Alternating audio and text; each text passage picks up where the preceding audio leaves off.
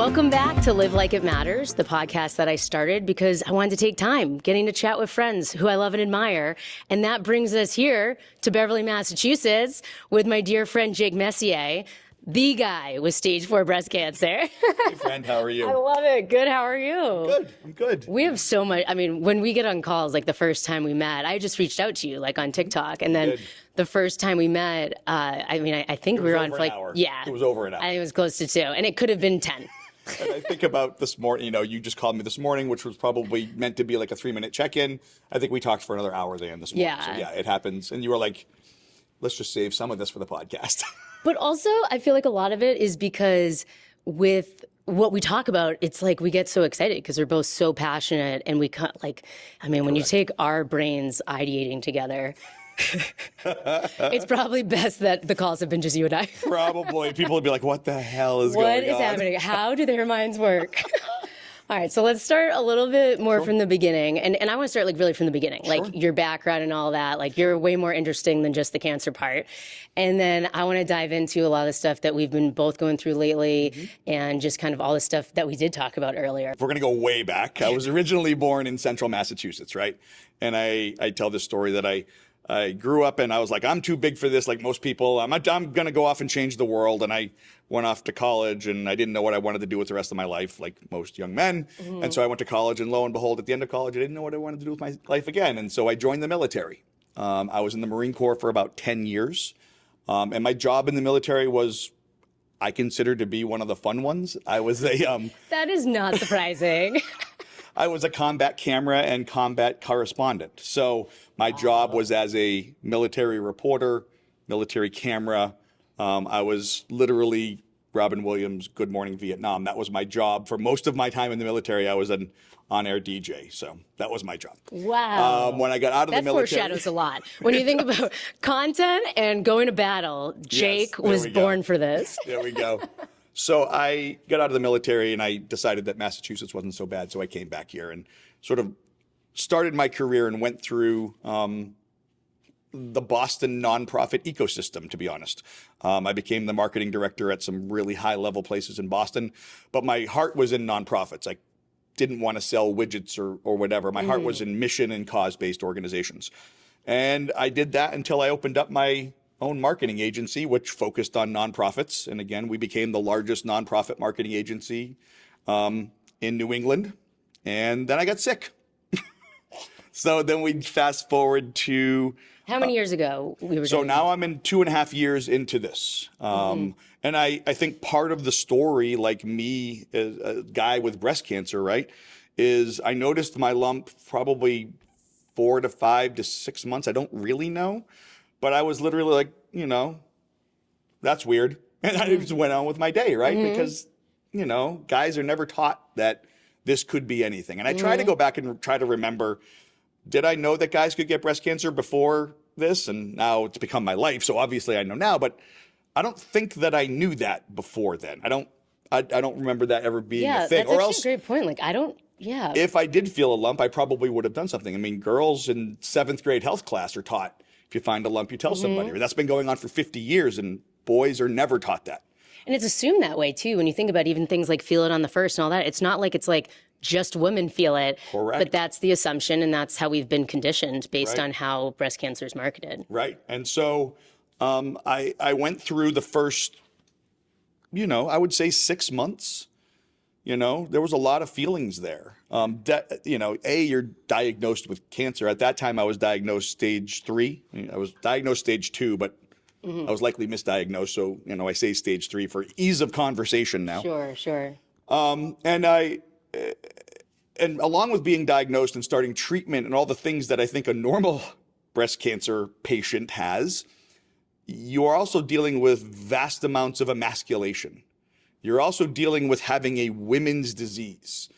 You're also dealing with male celebrities that are out there that refuse to call it breast cancer, right? And you're ashamed and there's this, it's hard, and I will say that a lot of guys never come out of that. That's why it's not talked about. Guys are so ashamed by all of this. And it doesn't help that I love the big pink umbrella that we all live under, right? But it doesn't help that it is so feminine. And for a lot of guys, they just can't deal with that. And so, yeah, I went through that for the first 6 to 8 months of my cancer while undergoing treatment and trying to figure out where I land and all this. And then I just sort of accepted that I have breast cancer. And I wasn't just a guy. I have breast cancer. And it's the same thing as you. It's the same thing as 1 in 8 women. It's the same thing in all the stats. It's the same thing. I just have breast cancer.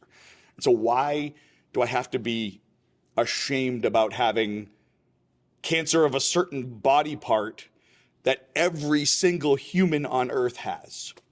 And I think that emphasis, like that's an exaggerated version of that feeling that everyone, I think, experiences of when we're diagnosed with cancer, because so much of cancer in general, and particularly the pink umbrella, is focused on prevention.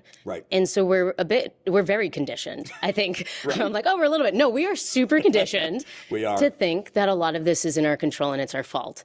And then you add on to that all of these things like feeling like, wait, I didn't know that men were going to get it. And now, like, you know, and all these other scenarios that it's really, you know, and as you're saying it, and I've heard you say this and we've talked about it, but it like further reinforces that it's not that it's like this, there are more things that maybe we can relate. Like I can relate to you as a metastatic fellow thriver more than I could probably relate to someone, you know, with early stage or other. Probably so. You know, even the fact that I'm HER2 positive versus a friend who's going through early menopause or other scenarios, like we're all so different, like a thumbprint. Correct. But I think that we can all hear what you just said and be like, like there is a large part of breast cancer that if you don't fit the normal, and I'm, you know, you're a Caucasian, but if you don't fit the normal role of a breast cancer patient that everybody has up on their websites of a Caucasian woman, like if you're a man, certainly black women, certainly Hispanic women. I mean, I don't even want to know what the trans, I mean, I don't even know where that, I mean, female to male or male to female. I mean, again, we all have breast tissue, but that has to be as hard. I mean, everybody's difficult. Everybody's journey is difficult, but you know, there are so many marginalized groups in the world's largest cancer that it's just, it's hard sometimes because it is just blatant discrimination, you know, by the legal and social term of it. You know, if, you know, I just went through a process where I approached a local place because I get invited to join all kinds of online groups, but I wanted to go sit in a room with other breast cancer patients and commiserate, right? You know, I wanted it to be a structured thing, so it wasn't just a big bitch session. So we're all but I wanted it to be, I'm sitting in a room with other people that get it. Yeah. And so I called this local cancer place. They have a breast cancer group and a metastatic breast cancer group, and they told me I couldn't come to either because I'm a guy, and that would ruin the vibe and the stuff that, the safe space that they have for women. And I appreciate that. I do. But they offered me to go to the prostate cancer group. And I'm like, you know, other than my genitalia, I have nothing in common with these guys. Yeah.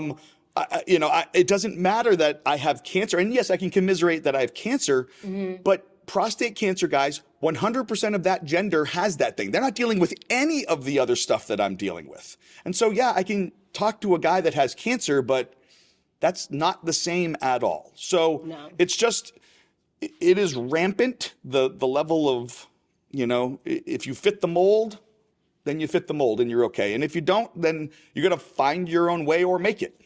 And that's a whole other layer. As you said that, what I was picturing, have you watched the show Dying for Sex? Yes. Yes. So in the show, and she ends up having a recurrence that's metastatic. Right. And she sees the support group for early stages and they're having a blast, you know, and all this. And then the metastatic group, not so fun. Right. So she goes into the support group for earlier stages and just decides not to tell them that she's metastatic. And, you know, you see in a few sessions later that she just loses, you know, loses it. And it comes out that she's stage 4 and she's like, oops, I'm sorry. You guys just look so fun. And then after the support group, the person who ran it was like, I'm sorry, but you can't be in this. You're everyone's worst nightmare here. You're everybody's worst nightmare. And well, I mean, yeah, maybe most people would say it a little bit more gently. I don't know. When I watched it, I was like, that is true. And I'm sure that many people watch that and were like, I experienced that. That's what I think, so much of my social audience is. I mean, first of all, if I was only talking to male breast cancer peeps, it would not go well. Like, it's a really small audience. We need your voice to be heard by the masses. And so, I certainly talk to breast cancer as a whole because I just see myself as part of that community. Yeah. And by me showing up and standing on the stage or doing whatever, you now know that guys can get breast. I don't have to shout that guys get breast cancer if I'm standing on stage at a breast cancer conference, right? Mm-hmm. I'm the guy, right? I've also taken that I now am resonating a lot with the cancer audience, the big cancer audience. Because if you've got a rare disease or if you've got something that is, I say this all the time about, have you ever heard of, appendix cancer? And people are like, no. And I'm like, the same number of people that get appendix cancer every year get male breast cancer every year. Same number, 2,800 guys a year. And so I'd rather be in this situation. I'd rather be under the big pink umbrella where I'm recognized and I can do this work. And people aren't, yes, people, when you say male breast cancer, people go, wait, what? But if you say, some of these other rare things, people are like, wait, I don't even know what that part of the body is. And so believe me, I am happy a lot of the time to be under that big pink umbrella. We don't have to do the grateful bullshit here.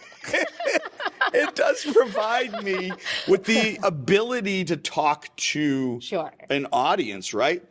But yeah, sometimes the pink umbrella can close. And I understand that. Like in October, there's a lot that I embrace because that helps us spread awareness. Sure. And there's a lot that is just so infuriating. And I think, male, female aside, the metastatic part has been a black sheep of breast cancer for a long time. And I think that a really hard thing on balancing it. And for those who don't know, I mean, metastatic breast cancer gets maybe 2 to 5% of funding on average of all of the funds that you see. So put that into context. I'm just going to say the really hard things out loud. Yes. 95% of the research dollars goes to the people that are going to survive this anyway. 5% of all breast cancer money, and 5% I think is being really generous. Yes, that's on the high end. 5% is being really generous. That means 5% of the money goes to the disease that's actually going to kill people. It's nearly come on. Nearly 100% of breast cancer deaths happen in stage 4. Right. But there's two pieces that I think are very evident to me after living with this for nearly 5 years, is that we don't talk about enough because, again, we're everyone's worst nightmare. Right. So it's to take it, and we're both, we love marketing and branding these things. Right. So part of it is I get it. They've taken all this time to create the most marketed cancer probably out there. Correct, it is. And they've taken something really sad and scary and turned it into a really great camaraderie and community for most people involved. A lot of times I think now that we're in it, a lot of it is really for the people outside of it, like the supporters and the family. And I think that that's so important too. It's just different for. I mean, you and I did the Komen Walk in Boston last year, and that was a really beautiful experience. And I love Komen for everything that they do. But sometimes the big organizations, they just have to be reminded that metastatic patients exist. I mean, we were standing there. Well, we were. You and I were at the front of the line. Holding this metastatic sign. Everyone I think there was 2 other people there. Or maybe there was 1 other metastatic patient. This is the Komen Boston Walk. There had to be 5,000 to 7,000 people there. There was 3 of us, and 2 of us are sitting in this room right now. Yes, and believe me, I was the only guy. I mean, I show up every breast cancer conference, and I'm the only guy. But you and I were walking up front, holding our little metastatic sign. Do we have friends? It's so true. And if you remember, the one young lady, she was younger than certainly you. She said, I wasn't going to go and walk, but because you guys were there, I decided to go and do it. I think that's a typical metastatic, like they're just so who did join us down. Right, it's just never mind, I just went. But she found a little community, there was 3 of us, but we were our normal selves, and bubbly and all the things. And she was like, man, I could and she walked with us. So I mean, that was really powerful that she was like, hey, I'm going to do it. And I wasn't going to do it before. So. Absolutely. And then the other piece of that, we're everyone's worst nightmare. But we also want to show people that there's hope. Like at the time of my diagnosis, so we're getting close to 5 years. And if you Googled HER2 positive metastatic breast cancer, the average life expectancy was 18 to 24 months. And there was an 80% chance that I would be dead by now. Right. But there's also so many nuances to that hadn't yet. I mean, now I think that 20% survival past 5 years has already increased, like written-wise, to 30%. So there's so much that was coming out, and like statistics hadn't caught up, and all these other pieces. But that aside, you're balancing telling yourself and educating other people that we're not a lost cause. More research is saving our lives. It's helping us live longer. Like, it's amazing. But we also want people to know that it is deadly, because we also need them to take it seriously. Right. And those are two opposite things that are really hard to sell at the same time. I think you and I do a pretty good job of it. And I mean, I do think we... But I also think that it,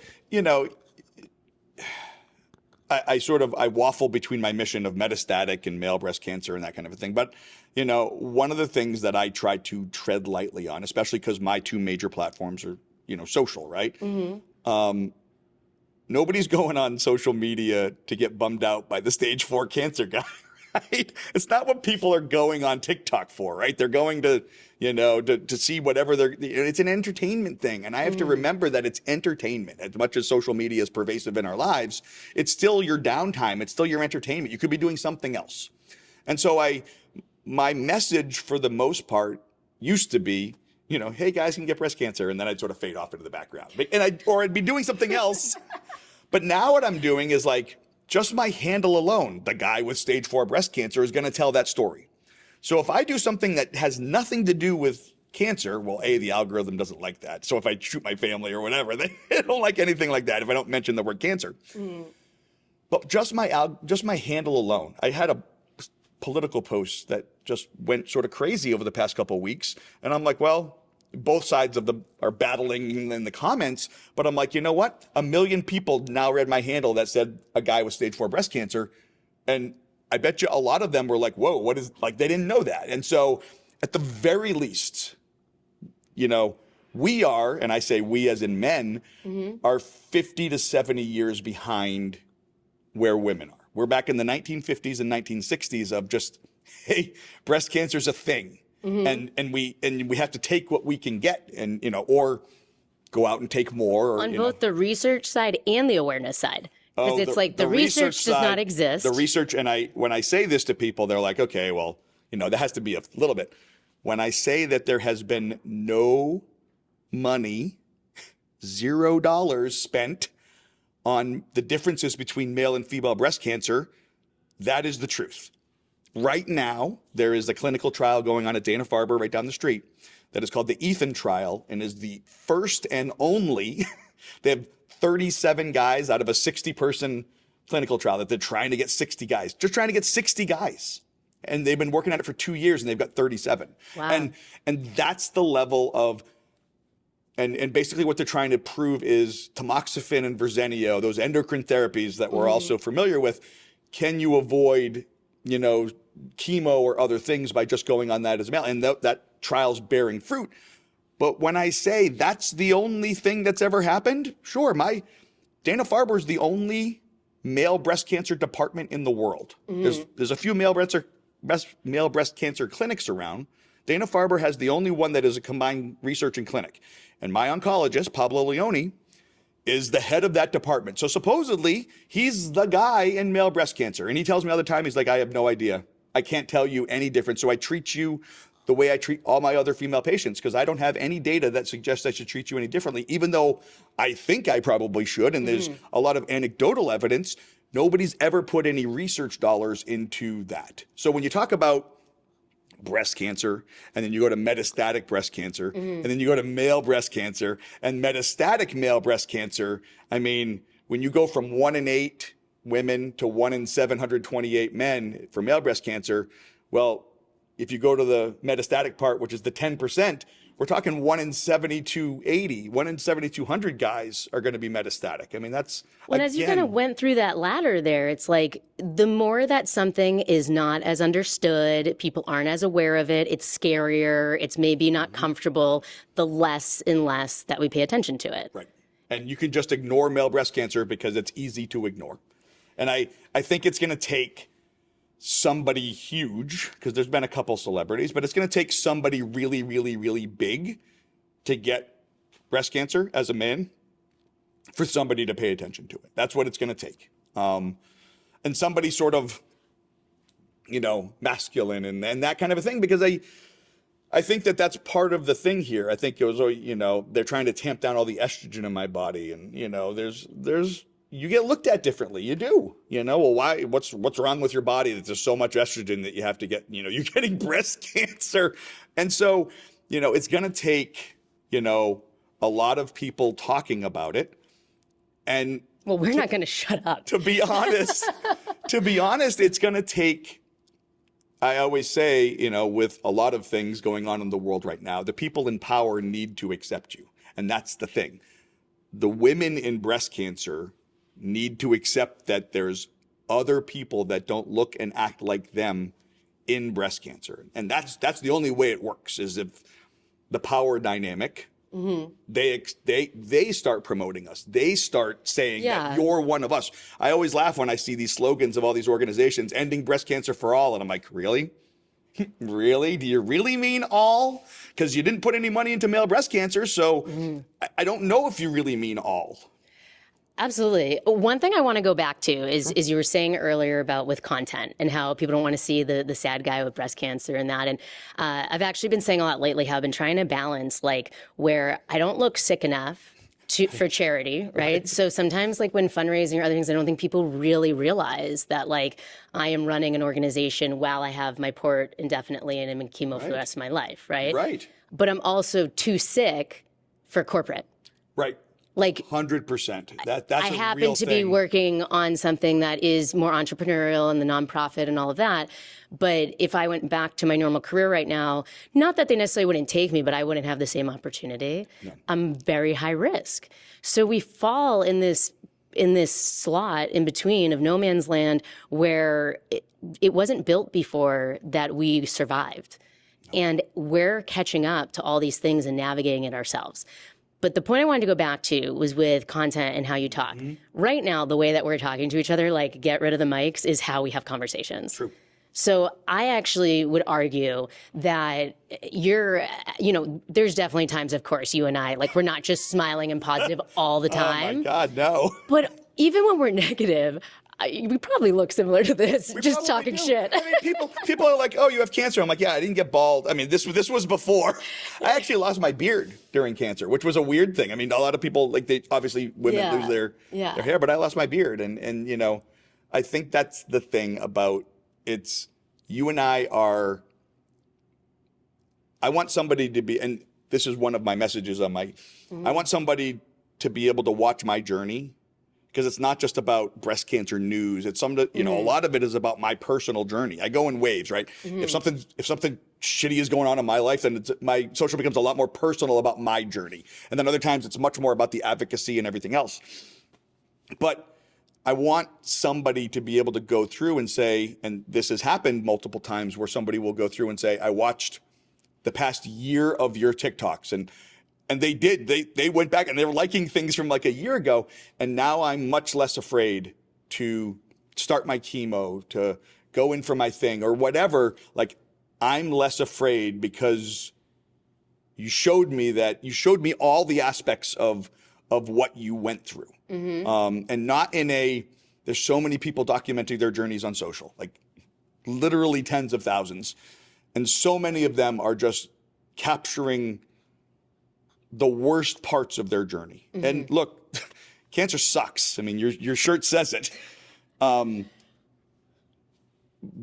it is all dependent on how you view the world and how you view yourself and how you view your worth and all those things. And so if you're one of those people that is, capturing your journey, throw in something that doesn't suck one day. Like throw in something that's not you crying. Throw in It's things. like we're the opposite. Like I have to remind myself to throw in things that do suck because I want to make sure that like it's not like I'm going around like everything is perfect. Far from it. It's that I think that you and I have embraced the fact that we are living with cancer and this is something we're always going to be dealing with. Correct. So if we only live in that space, then we're not living. And that's not acceptable, I think, for either of us. Nope. And there's so many components to that, but it's like I don't post a ton about a lot of negative things because I don't feel a lot of negative things. And the stuff that I feel negative about, I still will say with a smile because as we go through it and we talk about this, like, yeah, most of what we're talking about is complete bullshit. Right. Like, right? Like that sucks. Like that the fact that there is 0% of funds to study male breast cancer, that is wild. But I do it with a smile on my face and I make a joke out of it, and people remember the fact that there's no because of the things that I did, and it's the same thing that you do. But that's where, like, as you're talking, and maybe this is something I can see more clearly because I'm not as deep in your scenario. So, like, me from kind of the metastatic view, but not, you know, that extra layer of being way more rare of since I'm female. Sure. But just cancer. Like, once you have cancer and you meet someone with cancer, it's different. Right. It's like grief, you know. 100%. Once you've had an immediate loss, you totally different way of empathizing with someone else. Complete empathy, right? And then you kind of take that down a notch where, like, you know, I can't understand having 0% allocated to me, but I know what it feels like to have less than 5%. Right, right. So I mean, you understand that most frustration. Things, there's like everything is kind of meeting, I think, where we're at, because then it's like, even when you go, you know, I think that cancer imposter syndrome is a huge issue. And I noticed it the most for the first time. I was in Costa Rica for a trip with Project Koru as a survivors retreat, and it was amazing. And I highly recommend any of those retreats. We have a lot of those orgs on WeGotThis.org in the resource directory. But you know, you talk to people, and when you tell them that you're stage 4, they're like, "Well, I had breast cancer, but it was DCIS. It was early. I had, you know, mastectomy." And it's like, stop. I don't let people wave it off. Stop dismissing that. I don't let people wave it off. I'm like, absolutely not. There's always someone worse, and there's always right. 100%. You are in your space, and where that falls is valid, and it matters. And I think that, in my mind, it's not just about, like, I agree with you, right? You need the right marketing, all that, and the you know, all of the advocating that you're doing to get people to understand specifically male breast cancer. But I think this is a much bigger piece of people understanding that we all have different degrees of hard times. 100%. We all go through different pieces. There's so many nuances and things to that. What I have isn't like, you know, so-and-so's sister's cousin's aunt, you know, and same with you. Right. You and I both have metastatic breast cancer, and we are both have very, very, very different experiences. And somebody else could join right now, and they would have a completely different third experience. I've never met someone with the exact same, and I mean, probably have talked to thousands at this point. Right. I think tomorrow is going to be a banner day because I'm actually meeting a fellow male breast cancer survivor in person for the first time. Oh my goodness. So we're documenting this, right? I've been doing this for 2.5 years, and I'm finally meeting that's how rare, and I don't think people really understand that there really is no community. You're like, we talk about the breast cancer community. I mean, you witness it all the time when you go to these things. It's all very empowering and very, you know, you feel good. I have to say, I didn't mean to cut you off. At the Susan G. Komen walk, I'm pretty sure that I felt exactly how you felt. I would say you probably did. You were one of a very, very small number, and like, and I mean, in the sense that just some of the things in the sentiment of like not feeling a part of certain things, like, you know, and it's not just. I got chased out of the survivor tent. I did. They were like, "Oh, this is for survivors only." I'm like, "Oh, okay." Someone actually said something to me too, like, "Oh, this is the tent for survivors," and I was like, "Yep." You know, because I'm not a guy, but I have hair. Right. And so, you know, there's always something where we're not sick enough, or we're too sick, or we're this, or we're that. And that's why I think, like, this is such a bigger theme. Like, this is such a bigger issue of us feeling like we just understand people when we have no idea what people are really going through. And I think that if we spend more time, like, I think that what you're advocating for is, of course, like, it's literally stage 4 breast cancer. Just like We Got This, I started to be the first nonprofit gift registry for cancer patients. But that's not what we do. Like, that's not it, right? That's not the end result No. of what you do. We're creating a community. We're making sure that no one has to face cancer alone. We're making sure that people feel seen and heard. And I'm sure that most of the messages you get are from female breast cancer people. Yeah, 93.5% of my audience, I was a marketing guy for a long time, is women age 45 plus, and most of them have breast cancer. And that's the piece very that small number are the male community. And that's the thing. I think that it's so important, this piece that you're advocating for, because not enough people are doing it. Barely anyone is doing it. But you're also helping more than that, because you're making people feel seen. I want people to feel like I'm not doing anything special, especially, I get reached out to dozens, depending on the week, hundreds of DMs and stuff like that. And I'm at the point now where I can't talk to everybody. I have my OGs that have been with me literally since the beginning, and I talk to them. But any guy that reaches out to me that's like, hey, I'm going through this, or this is what I'm like, any guy, I'll make sure that I make space and time for, because so many times they're like, I found you, but and I could never do this. I'm like, wrong. Everybody's got a platform. Everybody, you can go on and sign up for Facebook or Instagram or TikTok or do whatever you want, whatever you feel comfortable with, and you can start talking about this. And it doesn't have to be what I'm doing. It can just be like, hey guys, it could just be something small, but like, yeah. I always say that too, that, everyone's different with how their comfort level, all that, in general, let alone during a diagnosis. Sure. And so I think it's important that the people who are willing to speak up do it, because, not everyone has to. But if enough of us do, I think that that's where real change happens. And it is happening. That's the piece, is a lot of this is happening in such a short period of time. You're 2.5 years in. I'm almost 5 years in. We're newbies in a lot of ways. 100%. I mean, I look at you and like, man, you're double me. But, you're right. And then my friend Annie, Annie Bunn, she's 10 years 10 years in. I look at that going, that's what I want. I mean, I want to be, 10 years in. And Annie looks at people, I'm sure, that are 20 years out, and those are goals.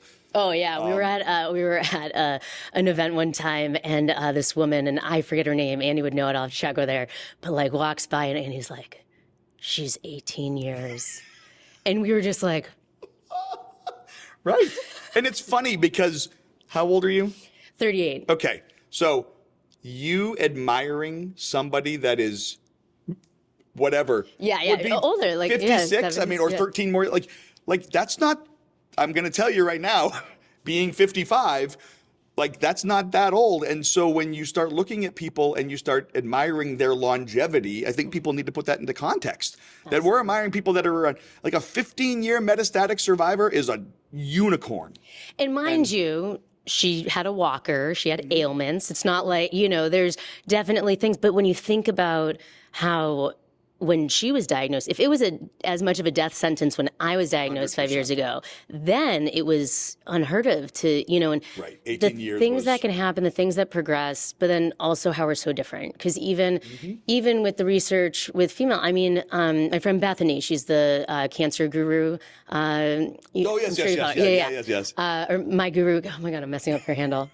Sorry, Bethany. I love you. My cancer guru. I think it's My Cancer Guru, right? If not, we'll fix this. Love you, Bethany. Chemo brain. But she just was going to start Xeloda. And I was excited for her because I switched to Xeloda after a really tough time with Enhertu. And I was over 2 years on Xeloda. And other than some weight gain, like I really had an amazing quality of life. And her first infusion, she had like a rare heart issue and had to go to the hospital and stop right away. And that's like the perfect example of how we are all different. There's not one cure for breast cancer. There's not one cure for cancer. There's not one cure for me or you. Like, we don't know. I remember, I don't even know if you put this all together, but when we met, which was last fall, you were literally in the process of finding out that you were going NED. You were getting phone calls. Like literally when we were... it was when I was in Boston. Yes. Yeah, when we were doing this stuff at Boston Children's and Dana-Farber. So you were getting phone calls about how you were potentially going, you were, extremely excited. And I don't know if you knew this, but that was the exact same time that I knew that I was coming out of NED. Like they found I figured that out after. Yeah. but like, But like, two people on the exact same journey are experiencing really different emotions at the exact same time, because you're coming into NED and it's like, oh my gosh, you're going into what I was feeling a year ago. And then they find a spot on my hip and they're like, okay, well, you're no longer NED anymore. And that's, and yet both of us, if you go back and look at that footage, are not that different than we are now. No. You weren't any more excited because you were going into NED, and I wasn't any more sad because I was coming out of it. We just do what we do. It's what's been weird about being NED, which I know plenty of metastatic people who do go into NED, some don't. Quite frankly, obviously it's very cool to have like a title, because like we don't get a lot of the sexy terms. Right. But aside from that, my life is really not different. And I don't think people realize that. And yes, I'm excited, but also it doesn't really change anything. Like I still have to get infusions every 3 weeks. I still have cancer. Right. I can't stop doing this. And so it almost makes it very confusing. I feel like I've actually been able to relate more closely. I can always empathize, but I've been able to relate more closely to survivorship feeling. Because, I think I went through survivorship because if you remember, I was stage 3. You were not stage 4 initially, yes. And man, not enough people talk about that. It is by far the hardest part of that cancer journey, right? The non-metastatic part. Yeah. It was by far my hardest part. Harder than chemo, harder than any individual treatment was that notion of survivorship, when you're just, you're out on your own. Your nurse navigation team, because then the doctor's like, hey, you're good. You can come back in a year. And you're like, what does that mean? You're used to seeing this person every 6 to 8 weeks, and you're fighting for your life. And then all of a sudden, the world expects you to be back to normal, and your job expects you to be back to normal, and all of these things. Because we want an endpoint. Right. And so everybody, and it's great because it's so celebratory and all these things. And you're like, I feel like the worst I've ever felt, but I guess I'm supposed to feel better. And like they say that, the highest suicide rates are during survivorship. Like the first 2 years of survivorship are incredibly hard. Living in an undefined, uncertain space is, in general, very difficult.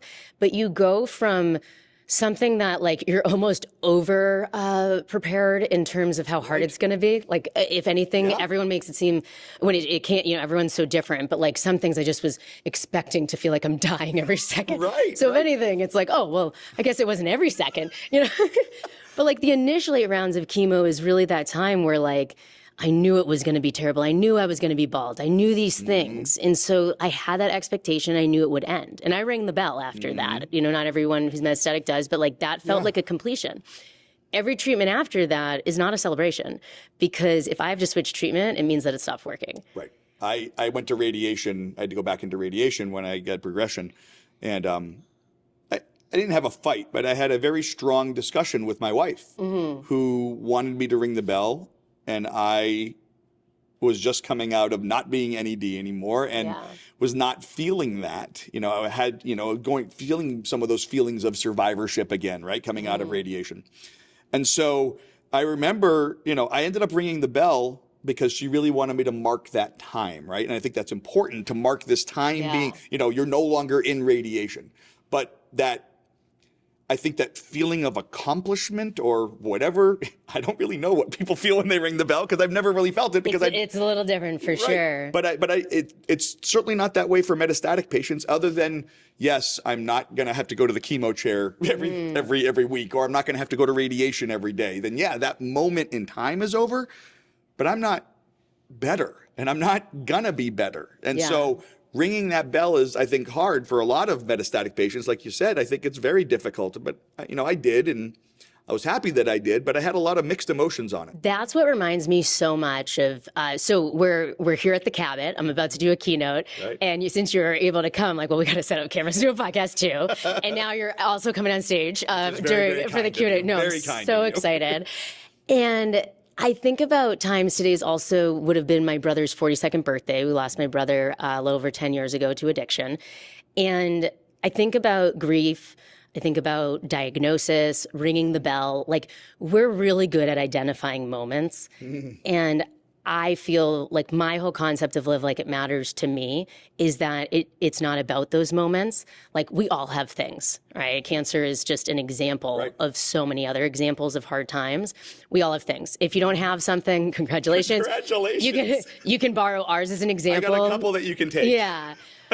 But in that case, it's like, where's the in-between? Where's the later? Like, that's where I've been like really trying to redefine what success looks like. And in particular, we've been talking a lot about this. We got this like with the bell ringing of like, I mean, you ring the bell whenever you freaking want to ring the bell. And if the bell's not even symbolic of that, it might be something else. Like, we do championship belts and other things. All the like things. I think that, to me, like, this whole live like it matters concept that's resonated with me as kind of my speaking topic is because I should have been doing, I mean, I always lived a full life, right? And these things. I know where you're going. Yeah. I should have been doing this before I got cancer. Yeah.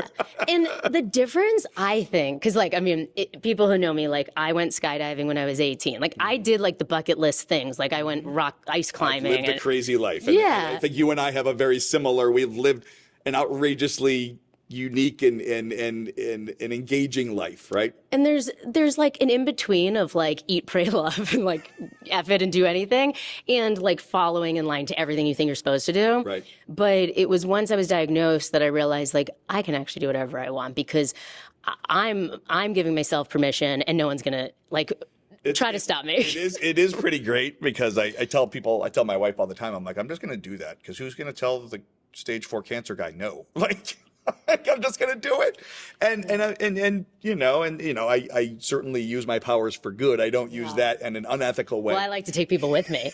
I really like the saying, like, it's not lonely at the top if you take people up there with you. Mm-hmm. And I feel that way in this too. It's fellow thrivers in the cancer community and all that, and we can relate and resonate in a totally different way. But it's also like taking my friends and my husband and the other people, and like, if I'm rappelling off a building, like, you guys should come do it with me too. Right. No, I agree. And I think that us finding each other and the right people like Annie and other people that you've introduced me to on the West Coast, but finding the right like-minded people only helps me personally when I'm not on camera, when I'm not doing this, when I'm not on the Jake show and all the other things, right? Yeah. That's the community that I cling to. It's the other people that are making the best out of a really shitty situation. Mm-hmm. And not only making the best of it, but like truly, like, you don't have this disease. You're making the best of it. You're making the true best of it. Mm-hmm. And I applaud you for what you've done with not only We Got This, but, standing on that stage and all the things. I mean, I really do. I applaud you because I'm pretty sure I wouldn't be here as literally the unicorn of an entire disease if I didn't have, I wouldn't be this confident, I've always had confidence, but I wouldn't be this passionate about making sure other people understand.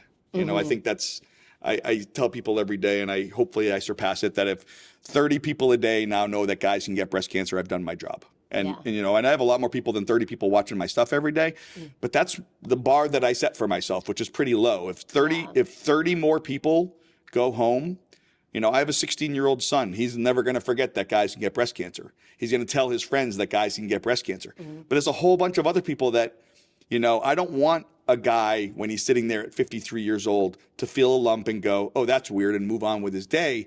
I want him to go and get checked out because he's heard somewhere along the way that guys can get breast cancer. That's what I want. Absolutely. I love that. So one thought that I'm like, hopefully it comes out the right way, because I'm visualizing this and what we've talked about throughout this whole conversation and what I've known from us discussing is that there's this really small piece over here, right? The one in how many? 728 men who get male breast cancer or breast cancer. They get breast cancer. Men who get breast cancer. Men who get breast cancer. Let's not even call it that. Right.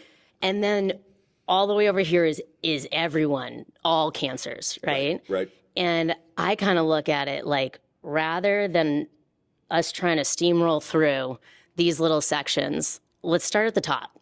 Like, when I started We Got This, everyone was kind of like, and I know from going to business school and all that, like, you don't make your target demographic everyone.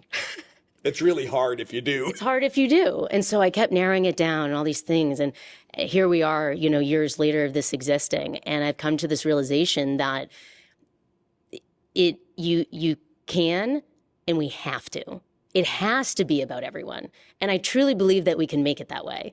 And I think that everyone deserves to be seen, and your story is going to resonate with someone that it might not even be cancer. It might be something totally different. Yeah, you're feeling, it doesn't have to be gender related. You're feeling like you're at a very, very small part of a community.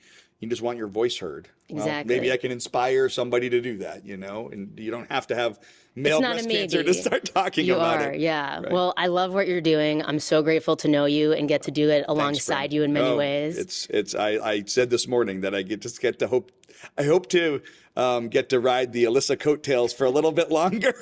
We're riding the train together. It's like I said, I'm a better together kind of person. Anyway, I think that's more efficient. I think it's a smart business thing to do, but I'm mainly that way because it's more fun.